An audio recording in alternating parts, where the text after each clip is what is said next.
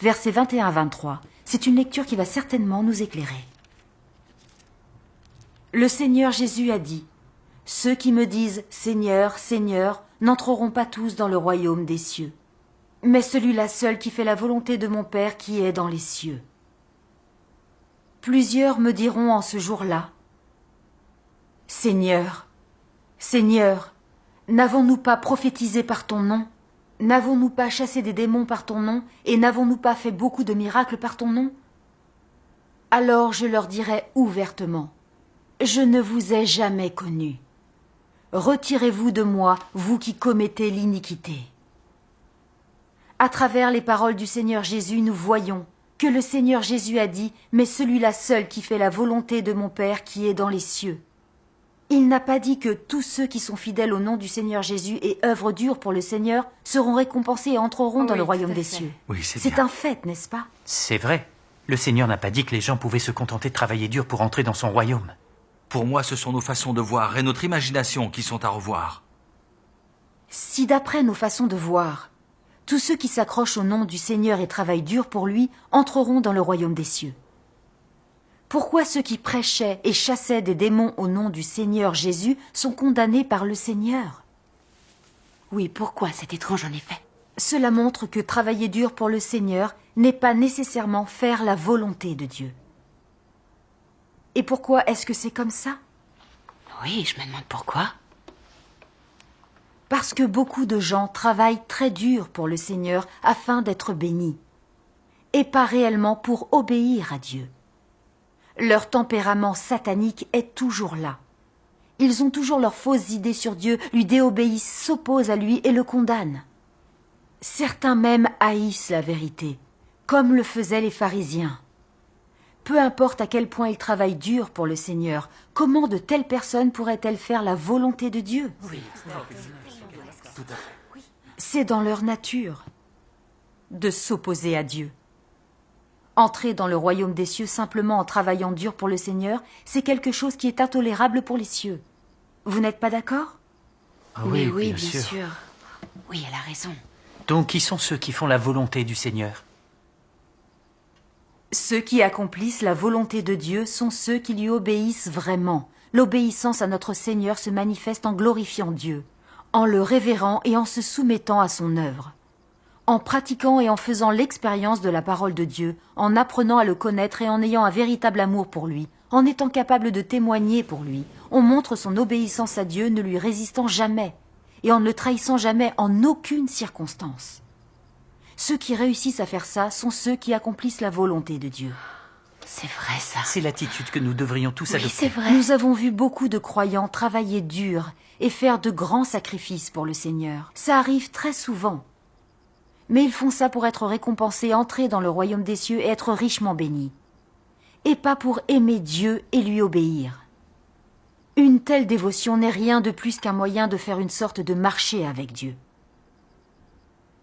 De plus, bien qu'ils travaillent dur pour Dieu, beaucoup ne pratiquent pas la vérité, ils ne glorifient pas le Seigneur et ne rendent pas témoignage de Dieu. Au lieu de ça, ils s'érigent souvent en idoles et poussent d'autres à les adorer et à les suivre. Toutes leurs actions ont pour but de préserver leur statut et leurs revenus.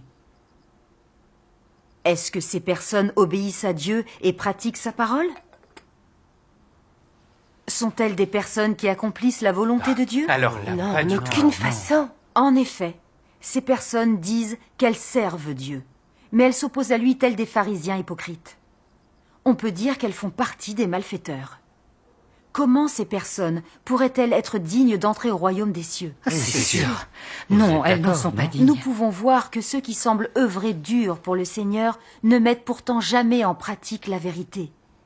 Ils ne glorifient pas Dieu et ne témoignent pas de lui, par amour ni pour faire sa volonté. De telles personnes, quoi qu'elles en disent, ne font pas la volonté de Dieu. Elles travaillent dur pour le Seigneur afin de recevoir ses bénédictions et entrer au royaume des cieux.